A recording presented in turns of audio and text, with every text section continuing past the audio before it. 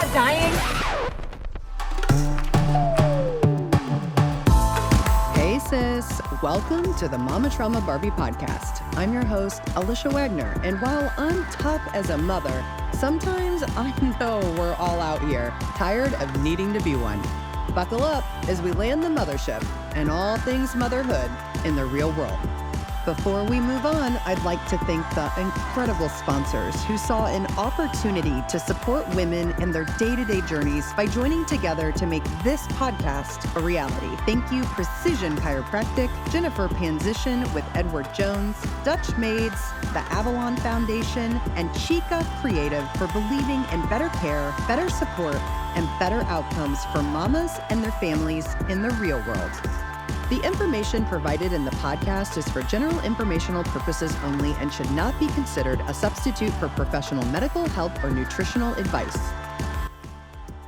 Welcome to my next podcast series with my friend and ridiculously amazing human, Deborah Ayres. She is a certified life coach, wellness practitioner, advocate, and Native American medicine woman.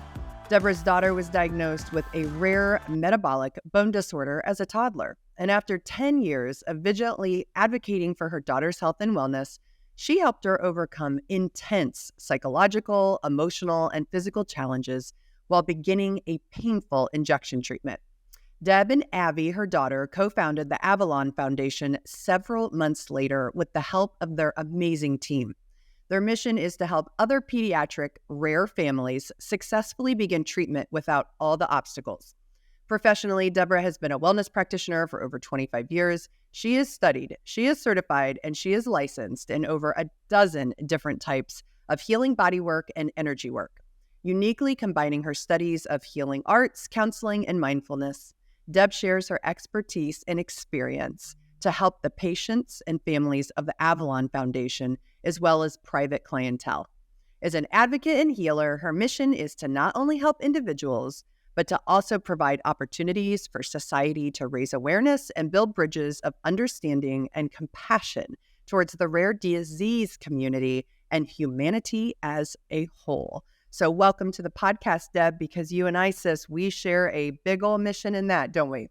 Yes, we do. And boy, do we need to trim down my bio there. That's good for print, but boy, that was a lot to speak and you did a great job. Thank you for sharing all of that. You're so I think welcome. it's great for, your audience to just have an idea of what perspective I'm coming from. Thank you.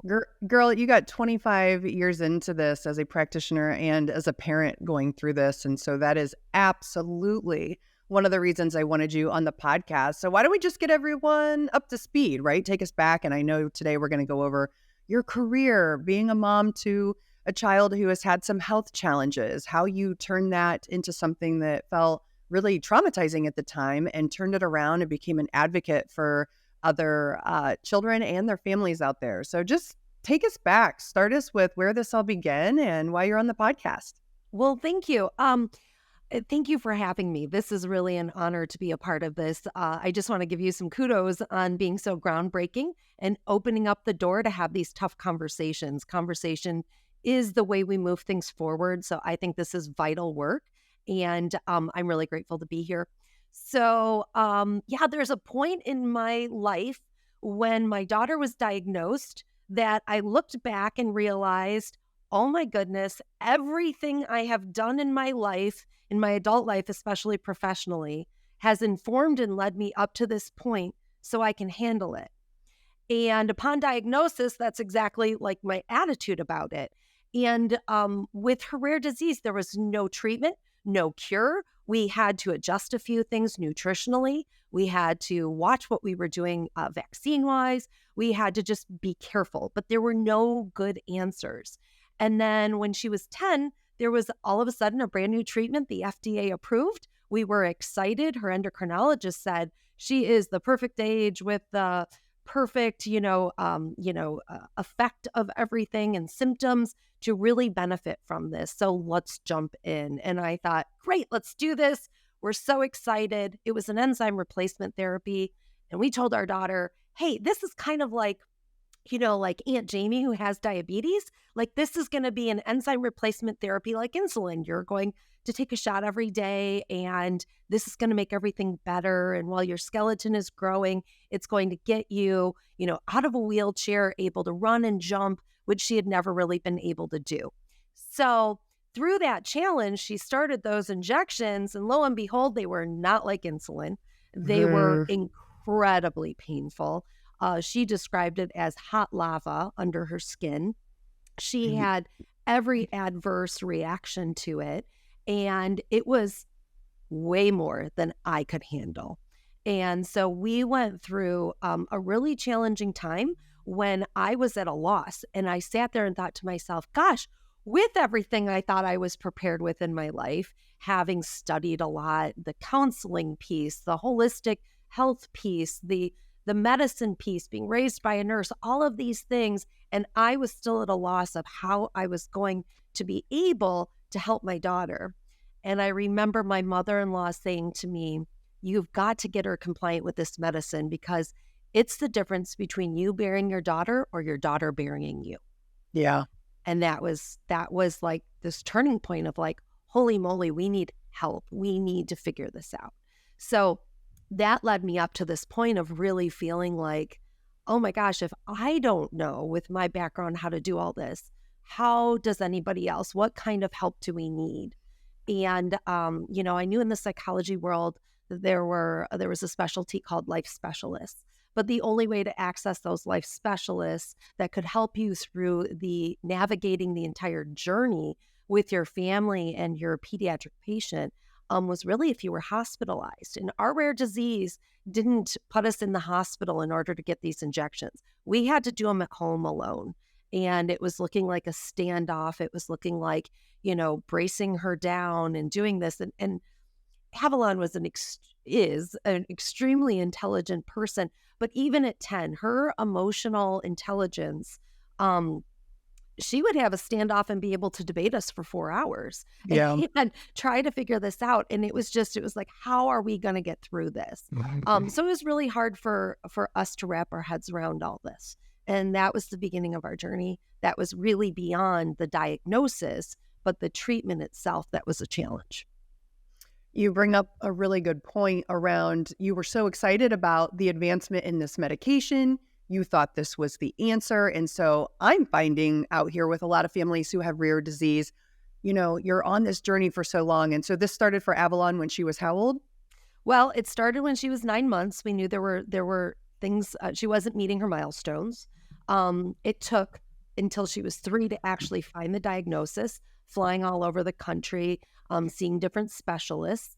And then the treatment came out when she was 10.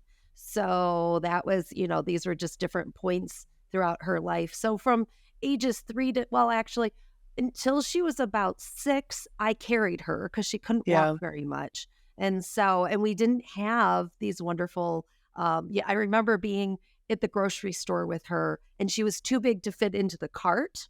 And so I was carrying her on my hip all the time and I started developing back problems naturally. But, I was like, gosh, I wish they would come up with a cart. She wasn't big enough to ride the motorized wheelchair, but she was too big for the cart. Now they have addressed that, which is great. But I remember when I saw that, I was so happy when they had, these carts for people that have larger, people to push around, whether they're your child or somebody else. But I do remember when she got into the motorized cart for the first time, she was about 8 and she already had one at home and we had been using that at school when they would take field trips. And so when we went to the grocery store, it was no big deal for me, but it was a big deal for other people. And so that was interesting to me to watch people look at me, kind of throw me some judgmental looks, thinking that I'm just letting my kid play on this stuff and not actually recognizing what was going on. I had a handicap sticker for our car, but we could get out and walk in, and I had people give us a lot of judgment for that too. And it was really interesting to watch how society has a lot of judgment about whether it's invisible disabilities or just something they don't understand. And that was part of what came up later for me in becoming an advocate and starting a foundation about raising awareness and helping people understand better what the needs are in our, disability community, different ability community, and to give a little bit more leeway and less judgment. Yeah, I love that you brought up the grocery store component that came up in another podcast previous to this one. And we've concentrated so much on this podcast as it relates to the health, right, of our children and some of these underlying epidemics and rare diseases. But we really haven't touched on the psycho-emotional component in a larger piece. And I just think with your wisdom and just such a wonderful mentor that you've been to me in the short amount of time that we've been able to connect, it's something I want to hit on a bit more in this podcast, because as you hear at the beginning of the Mama Trauma Barbie podcast, we have that quote where she says, do you guys ever just feel like you want to die? And I think that's it, right? You take the judgment from society, and it's what I love about your mission, which is to bridge the understanding and compassion towards the rare disease community and humanity as a whole. So you brought up your background in your career, and I talked to so many mamas and families that, I worked in the pharmaceutical industry for a while. I got to understand doctors' offices. I got to understand medicine. I did life in trauma-informed coaching, which was that psycho-emotional piece that I needed. I had to stay home and get out of the workforce in order to be here to help my daughter. I very much got to experience a daughter who hid things for many years. And then as things progressed, it was very public. So I got to experience both sides of that. And I know you did as well. And so as somebody, again, that's just been in this for 25 years, I know you've hit and touched on just about every emotion, every feeling. And I want to get into that a bit more today, because this does get to suck, right? We talked about that a little bit during our phone conversation a few weeks ago, but we can't stay there. And so I'd love to hear just any advice that you have for mamas or families or caregivers that are finding themselves in the beginning of this journey, or if they're somewhere all the way towards the end, because it does get to suck, but we were not designed for easy, and we can do hard things. Yeah, exactly. And there's so some of your listeners are going to be in all different stages of their odyssey. We call it, the diagnosis odyssey. And it's important to recognize wherever you are is exactly okay, period. It's okay wherever you are. It's okay if it sucks. It's okay if it's hard. It's okay if you're ready to pull your hair out and if you want to die. That's all okay. There are all sorts of different phases of your emotional process with this, your pain, your grief. There is definitely a grieving process that has to happen in the beginning. And I want to stop there. Like, it has to happen. It has. And I find so many women, and for good reason, right? This is so hard to watch your child struggle, but so many want to jump past it. And I'm guilty of this in the beginning stages as well. And maybe you were too, but as moms that I'm also helping coach, and I know you are, this is a big issue right here, right? We want to jump past it. So that statement's so beautiful that you just said. You have to grieve. So can you talk through that and really help us understand, like, what does that mean? So a grieving process, we're all familiar with, the Kubler-Ross grieving process, the 5 stages of grief when somebody passes. And what you're going to grieve as a parent is the expectation of what you thought your child's life was going to be like and what you thought your life was going to be like. And so whatever it is that your hopes and dreams are, all of a sudden come crashing down. And the immediacy of that is, oh my gosh, this is tragic. This is horrible. And there's a lot of loss that goes on in our hearts and in our minds. And you need to make space for that. And you need to acknowledge that and look at it. I would do it at 3:00 in the morning. I would stay up. My husband and my daughter, were asleep, and I would stay up and do all this research for a rare disease that barely had anything written about it. And I would think about how I just always assumed that as an athlete in high school, that I would be the coach of my daughter's sports teams, and that I was going to, have all these great adventures with her. I love to travel. I jump out of airplanes and hike in the mountains out west and did all of this. And all of a sudden it was like, oh my gosh, my daughter's legs don't work. I'm not going to be able to show her the world I know the way I thought I was going to. And so there was this loss to all of that. And if I don't experience that and own that and recognize it, then and quantify it, really put it in a box and say, these were my expectations, then I don't have the ability to actually let them go. And I don't have room, if I don't let them go, to let new hopes and dreams come in. And so it is a process that has to happen in order to get past surviving and back to thriving. But it's a long process. So you got to start with the grieving piece. So when it happens, wherever you're at, if you're going to, immediately have the stiff upper lip, great. If you're immediately positive about it, great. But I warn, make space to have those feelings and to let go of your expectations so that you can deeply be able to pivot with your family into the life that's unfolding for you. Yeah. And what type of resources would you suggest? I know I've done therapy. I know I've done life coaching, making space with friends and making space without friends. There was a time for me on the front that this was just so overwhelming. And I, whether it was by default of needing space to just figure this out or just due to the health complications of my daughter, I was not able to get out. But there was value on both sides of that. I needed space and I needed to lean in with my friends. And I think it's really important that you need to know that in one week it might feel up and in the other you need to feel down, and that's completely normal and it's okay. Yeah, completely. You're hitting all of it. Find the podcasts that help. Yeah, exactly. Be able to stick some wisdom in your ear. Lean into, so I think you're hitting a lot of really good points. Therapy, of course. Professional therapy is, in my opinion, the thing that's going to get you there. But do you have space for that yet? Are you ready for that yet? Do you have that resource? How do you find that resource? All of these things are important. So in the immediacy of it, start with recognizing your own breath. Start with recognizing I'm here. I need to find my north. It's like, when you get on the airplane, they say, put your oxygen on first. Find your north. If you're a person of faith, lean into it. If you're not, wherever it is your north is, make sure you really ground yourself and root deeply in that. And then you can create a circle of support around you. And that is all of the different resources from books, podcasts, journaling, meditation, prayer, friends, therapists, whatever relationships are in your life, they're going to change. They're going to change no matter what. Your relationship with your partner is going to change. Your whole family dynamic changes, and your friends can change. Just don't have great expectations and meet everything where it is.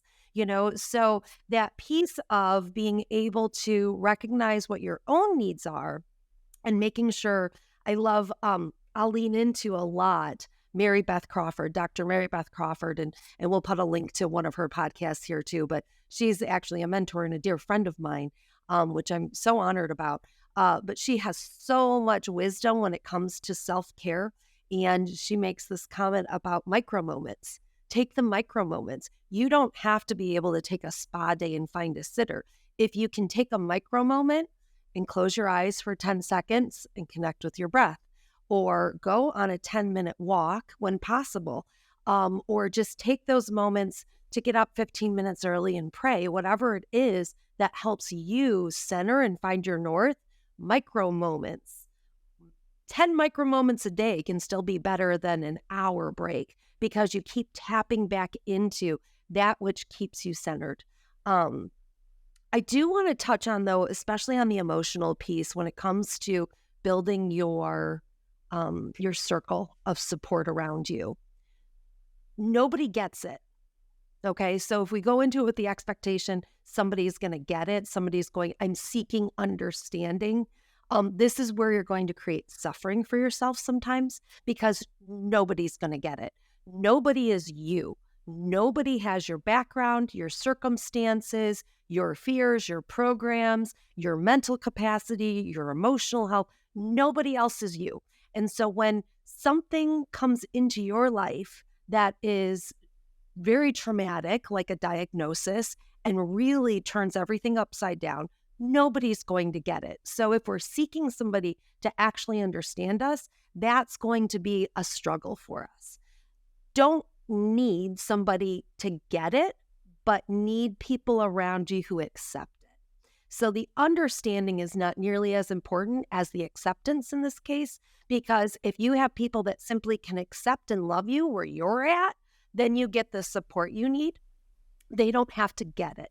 So some of us, I think I've seen this, where we're struggling so hard and pedaling real fast to try to have somebody get it in our lives. And the saddest part is that's usually happening inside of our closest circle. Parents, grandparents, they don't get it. They weren't necessarily programmed in what medicine is and understanding these things, especially if it's an invisible diagnosis. They have a hard time wrapping their heads around it. So needing them to get it is not nearly as important as helping them accept that you need help, you need support, and something's happening. Do you have some tangible recommendations there? Because this one comes up a lot, and the holidays are around the corner for us, right? With, all of that coming up. And so what are some tangible things that if caregivers that you're connected to that are helping with your child, whether it's parents, whether it's grandparents, let's just say they don't get it. And that has been a moment of frustration for some of our listeners. Or maybe it's a caregiver or grandparent or parent that's listening that feels like they're stuck in this and confused. And we need to give that compassion and understanding, because to your point, they don't hold any of that experience from a medical or potentially from just a personal standpoint of going through it every day like some of us do. So as the caregiver, let's start there. How do you hold space for these individuals, and what it's a recommendation or two you would give? And then on the other side, for those experiencing relationship with rare disease or childhood epidemics, what recommendations do you give there? So for the caregivers, I think learning, depending on where you are in the journey, learning how to advocate for your family, for yourself, and for your child is part of the journey that you grow into. It's not always easy to do up front, but you grow into it. Once you stabilize yourself and your own emotions, then you start to recognize, what is it that my child needs? And this is where I step into one of my favorite little, pieces of wisdom is be the parent your child needs instead of the parent you were programmed to be or you thought you were going to be. So if you can take what you see your child needs the most and be that for them, even if that doesn't feel natural initially to you, you're really listening and understanding their needs, and then you become a better advocate to those around you. So if a grandparent's not getting it, it's not your job to make them get it. You can explain it. You can simply say, this is what you need to know. This is how this, condition works. This is what we need from you.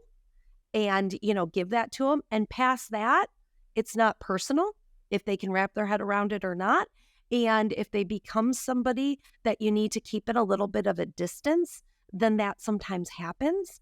And look for the other chosen family in your life that can become closer to you, that do get it, do accept it, that can be people you lean into. If you're in the family and you're not getting it and you're struggling and you really want to be able to help, drop your expectations of what you think is going on and listen. And the kind of listening we're talking about isn't with judgment, isn't trying to understand it all. Just listen to what's needed and meet that the best you possibly can without needing to understand it. That's compassion and love in action, instead of the judgment piece of needing to understand, needing to place your own opinion on it, needing to somehow help in a way that strictly comes from your own ego. Drop that and just be there in the way that they're asking, and don't take it personally if it's not what you want or what you think should happen. It's fantastic advice on both sides. I love that. Just listen to understand for what's needed, not what you want. And I think that goes on both sides, right? Yeah. And so, we had an example that just not too long ago, Liv had gotten sick. And so we've went a few step backs, because that's what happens with her condition and with her autoimmune. And it just takes us some time to build our immune system back up. But She had a big weekend and, it's the holidays coming up. And so the expectation is that she is needed in more involvement with gatherings and things of that nature. And so we had to skip one. And, I don't think it was well understood why, but as you said, on my side, right, advocating for what's needed from my family, that was Yeah. needed. And then I'm just hopeful, without taking it personal, that family members can also understand and listen to understand that that's what was needed in order to best set her up for the actual holiday coming up. Yeah. So what's also important is to understand what happens if you don't respect that, right? Yep. So I can speak from, Avalon is now 18 years old. She's coming home today from her first semester at college. And she is already predetermined and asked, what are our holiday plans? Where am I expected? And for how long? And she has grown into an advocate for herself who recognizes, and this might be what people on the outside need to see, is that, a parent starts as the advocate. They're going to be giving permission based on the way they handle this. They're giving permission to their kiddo to learn this about themselves and to eventually learn to advocate for themselves. So all through her life, Avalon recognized what I was doing. And then as she became a teenager, we would talk more. Now she's at the point of recognizing that she wakes up in the morning and she has to assess, how full is my tank? Just like a car, how full is my tank? And she typically operates on a half a tank a day to what everybody else is. And that energy, when she wakes up and says, wow, maybe I didn't rest well, or I've been stressed out, or I've been anxiety ridden because I'm being pushed on too hard, then her tank's a lot lower.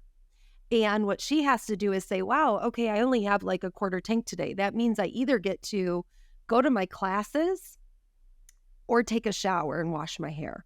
But those take about the same amount of energy, and I don't have the energy for both. And so oftentimes she's deciding between self-care hygiene and doing what she needs to do in life. And so when people understand without having to necessarily ask somebody to explain their deep, dark, dirty secrets of what Right. they need to do with their time, and you can just respect their boundaries, recognize that if you don't, they're going to have possible anxiety, possible depression, possible fallout. They might not be able to take care of themselves well, and they can tailspin. And that can affect their immunity. It can affect their health. It can affect their mental health and their emotional health. So this is a great time. We're starting to focus on mental health, and it comes up a lot around the holidays. But we also have psycho-emotional health, and that's a little bit different than mental health in that it's the emotions that give us indicators about what our mental psychology is doing, what our cognitive and our mental is connecting with our emotional, and how they all give each other signals as to what's going on.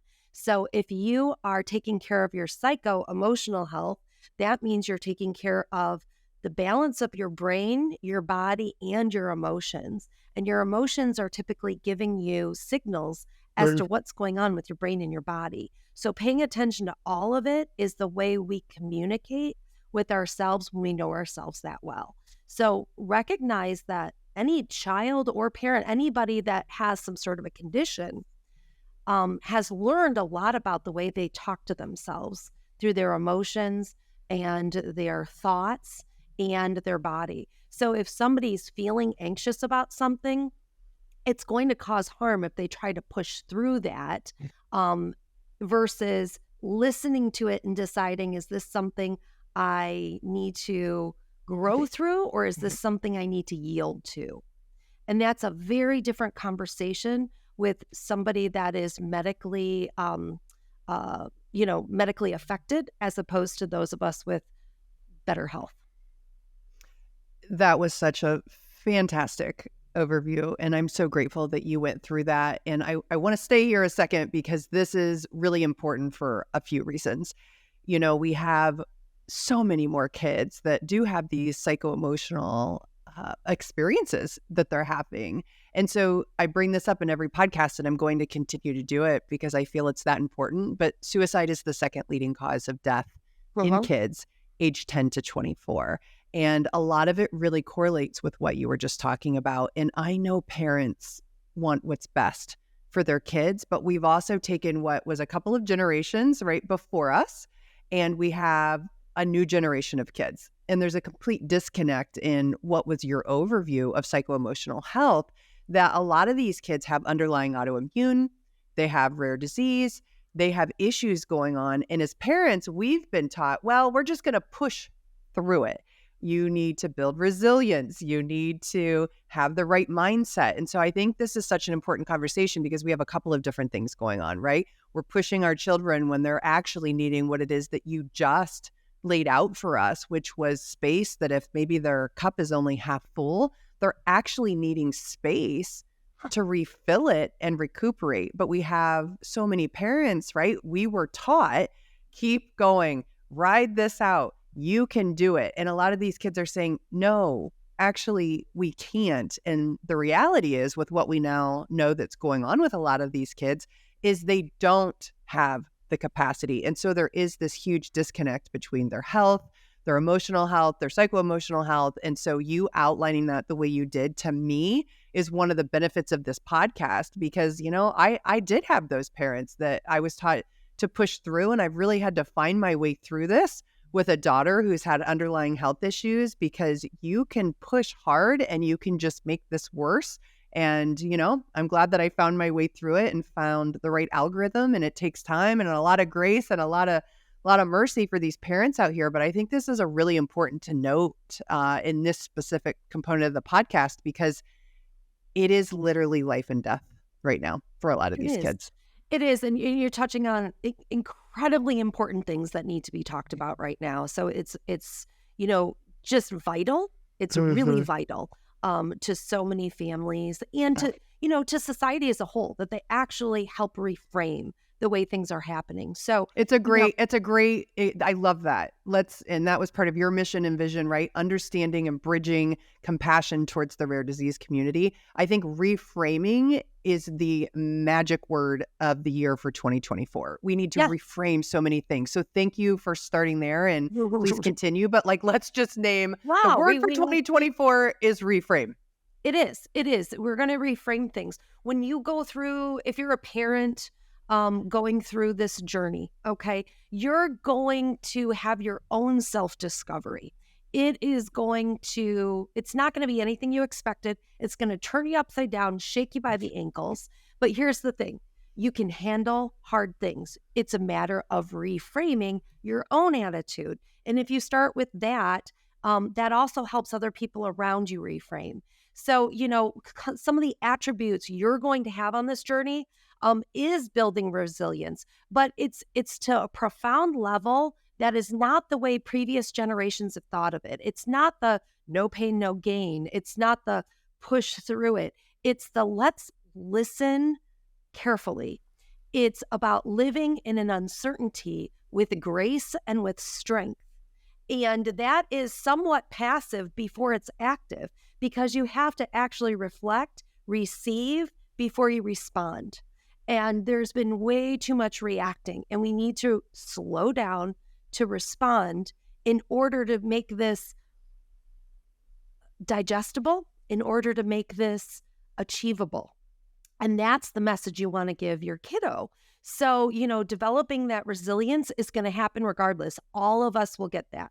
All of us are going to get grit. We're all going to figure out and demonstrate to our children how, when the tank is empty, we scrape up just enough to show up and take care of ourselves. And that's what we want them to learn how to do, in spite of what anybody around them is saying, how we show up and take care of ourselves, so that it's not depleted so far that we're in that place of suicidal thoughts, you know, if it's generated by environment at all. And we're going to learn how to be a warrior. You're going to learn how to put on your armor, and you should also learn how to take it off.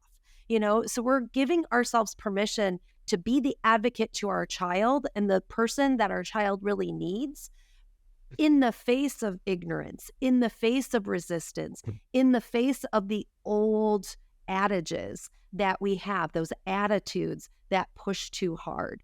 And so by us slowing down and taking the time to do that, we're going to be teaching them how to do that as well.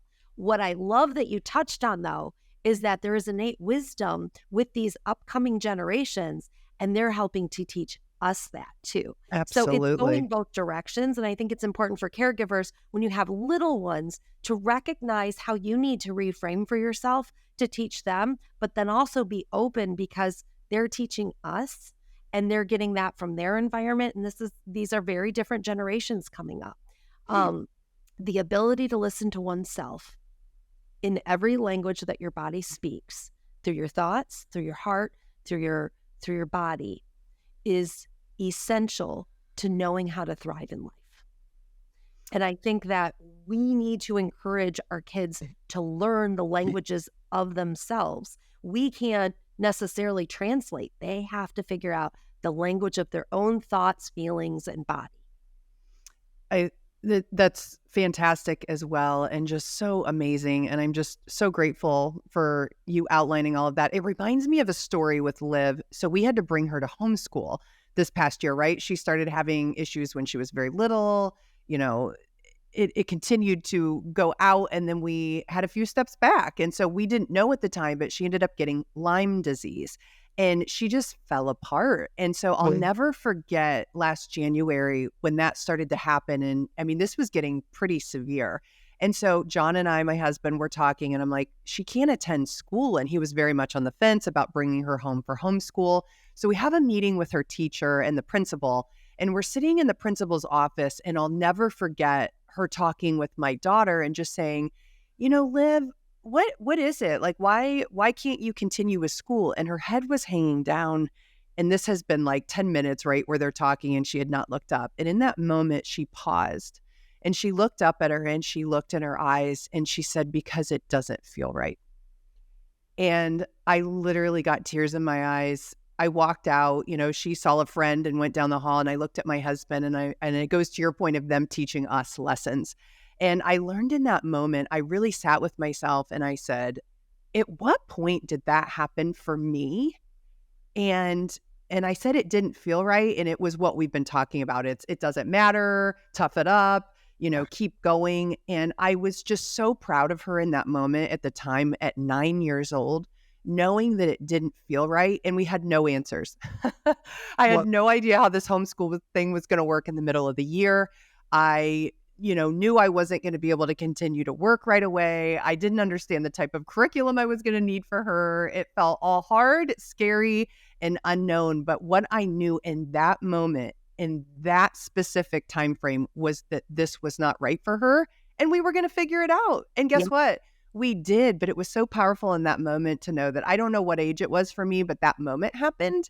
And I didn't get to experience my North Star or my inner self or my feelings. And I moved forward in a different way. And so it was so powerful. And I share that story with parents because this can be inconvenient for us, right? And I think that's also what we're playing against is the sacrifices and the healing and the unknowns. And we have a plan. And now we have these people in our lives that God has said, here, they have a plan and you have a plan. And now we're going to combine these plans. And that just wasn't on our radar. And that's what feels so hard. But our kids do have their own path, their own journey, their own needs. And man, it can run just completely contrary to what it is that we think that they need and want. But that was such a learning lesson for me. Well, kudos for you because so you became the parent your daughter needed you to be. Yeah. She didn't need the parent that was going to say, I don't accept this. You have to go. That's the way things are done. That's the way it was done when I was a kid.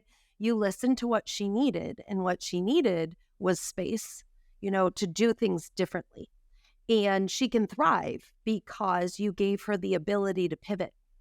It's interesting when we were back in the 1960s and 70s and even the 80s, it was kind of trendy to be a disruptor and break things up and, protest. And it served a great purpose. We needed to kind of, put some major dents in the patriarchy, if you will. We're in a different phase now. Here we are, 50 years later. And the generations coming are teaching us that it's okay to be a disruptor. I'm not going to criticize that at all. But the way we disrupt is different. We don't necessarily need to go like pound everything in. Now we get to say, this isn't working.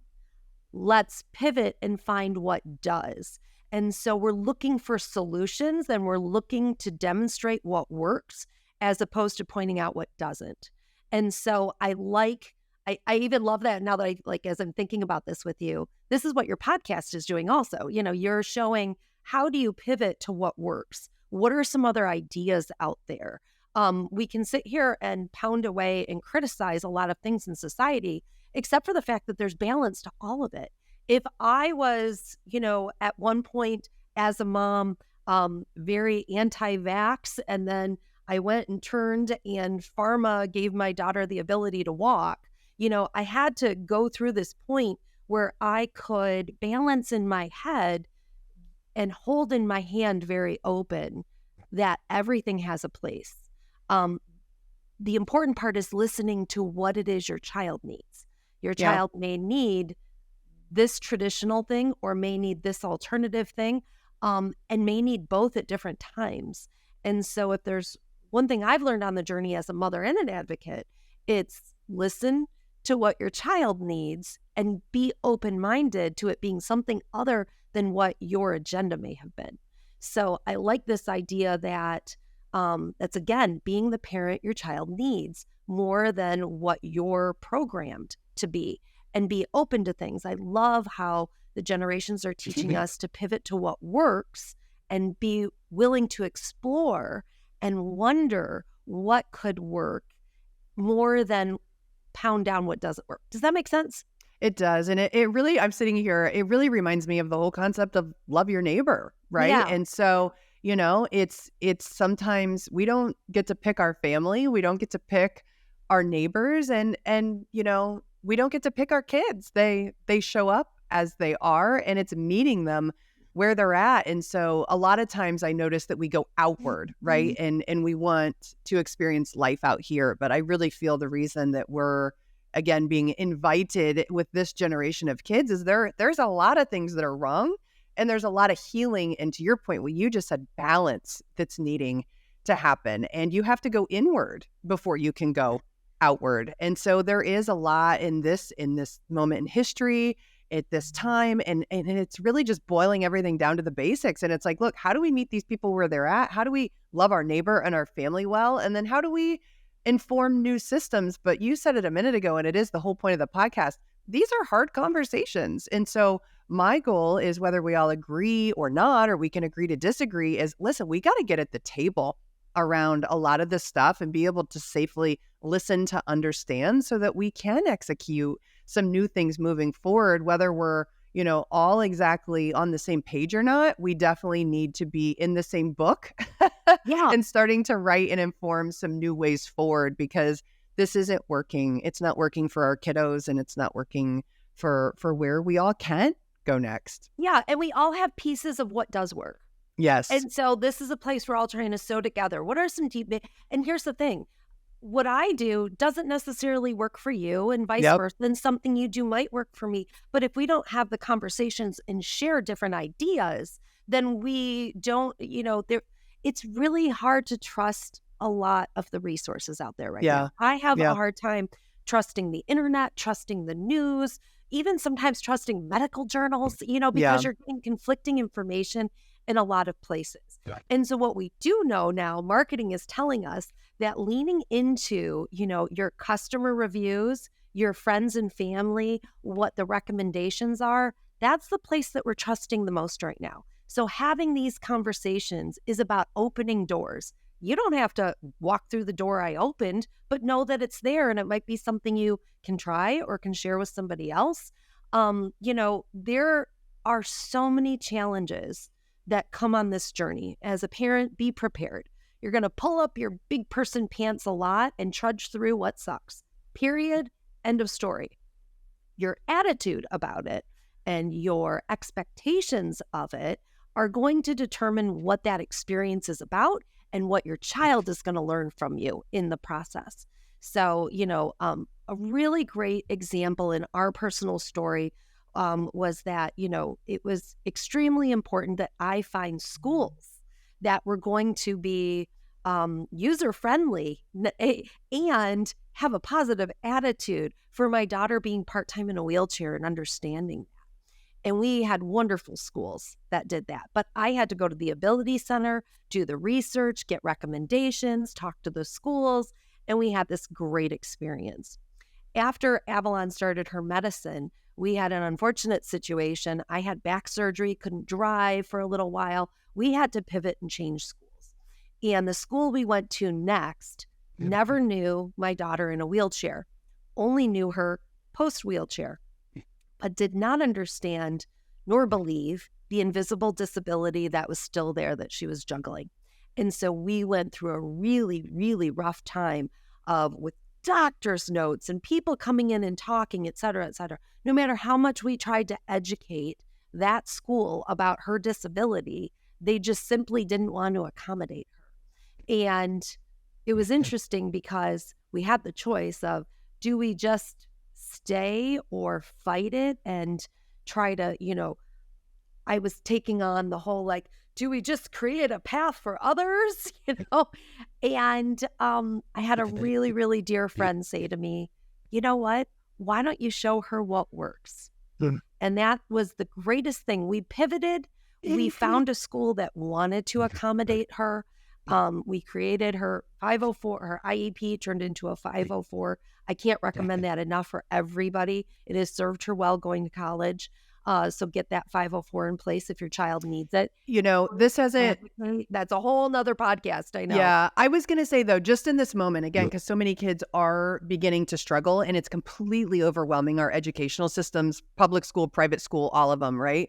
Can you just explain to parents in this moment what a 504 is and what an IEP is and what the difference is? Just in a minute or so, just so they know to lean in if that could be helpful for them. Yes, no problem. If you are at a private school, they probably call it an SP, a specialized plan. If you're at a public school, it's an IEP, an individualized education plan. And then a 504 is the federal regulated plan that the state basically mandates the school meet the requirements of. No private school has to really accommodate anything. That's the hard part. The public schools do have to. But there are great challenges on both sides of that, how that unfolds and what the special needs are. So if your child, even, preschool, kindergarten is struggling in any way, even if it's the ADHD, if it's, you have no idea where on a spectrum they might be, go ahead and push for testing, push for testing. It might be that they're just a normal 5-year-old who's bouncing off the walls. Great, but at least so that if a plan needs to be put in place, the younger the better, because it will continue to follow them. And that is how you get more help in school. The worst case scenarios, aside from, terrible medical things, are parents that I meet that are just struggling so hard with schools and not getting and advocating hard, but not getting the schools to meet the needs of their child. The child pays the price for that. No matter how much armor you may have on to go in there and swing the sword, each situation takes a different type of finesse. And if you need to pivot away and go to a different school, then that's what you need to do because your child pays the price for it later. But that's essentially a lot about the school issues that happen. And it shows up in so many different ways to each individual kiddo. I think that every school should actually have IEPs for every student. I think that was something one of our local schools was trying to do with one of our universities. There's, I think, about a dozen experiment schools out in the country that are trying to do IEPs for every student to try to specialize education, which is an interesting concept, but we just don't have the education system to back that right now. So again, whole nother topic. Sorry, I felt like that was a tangent, but that's essentially, what parents are struggling with. I think that's actually an important point to bring up for people who are supporting, special needs families. What you don't realize is it's not only happening, you don't just have a doctor. You typically have a team of specialists. My daughter lives a fairly normal life, and we still have 7 medical specialists that she has to check in with on a regular basis. In addition to that, every physical medical illness ends up manifesting somehow into some level of psycho-emotional issue, whether it's anxiety. I think we have over 70% of girls in high school are diagnosed with anxiety now, which is just overwhelming. Anxiety, depression are overwhelming. A lot of times that can be from unmet needs at a young age that schools didn't help with. And so it's vital to get those IEPs in place when you can. But yeah, I think that it's important to know that along the way, parents are dealing with medical teams, they're dealing with school issues, they're dealing with social judgment, they're dealing with the dynamics inside their own household with other siblings and how that plays out with, one of the kids in the family having a diagnosis. There's a lot that goes on for a special needs parent. Whatever you can do to simply listen and meet their needs wherever they're telling you, whether it's like, can you just sit with my kiddos for 20 minutes so I can go take a walk or go grab a cup of coffee or go with me to the grocery store so I have an extra set of eyes, whatever they're saying they need, just listen, don't judge. Join us next week for part 2 with my special guest, Deb Ayres, an advocate and healer and on a mission to not only help individuals, but to provide opportunities for society to raise awareness and build bridges of understanding and compassion towards the rare disease community and humanity as a whole. Thank you, Precision Chiropractic, Jennifer Panzician with Edward Jones, Dutch Maids, the Avalon Foundation, and Chica Creative for believing in better care, better support, and better outcomes for mamas and their families in the real world. The information provided in the podcast is for general informational purposes only and should not be considered a substitute for professional medical, health, or nutritional advice.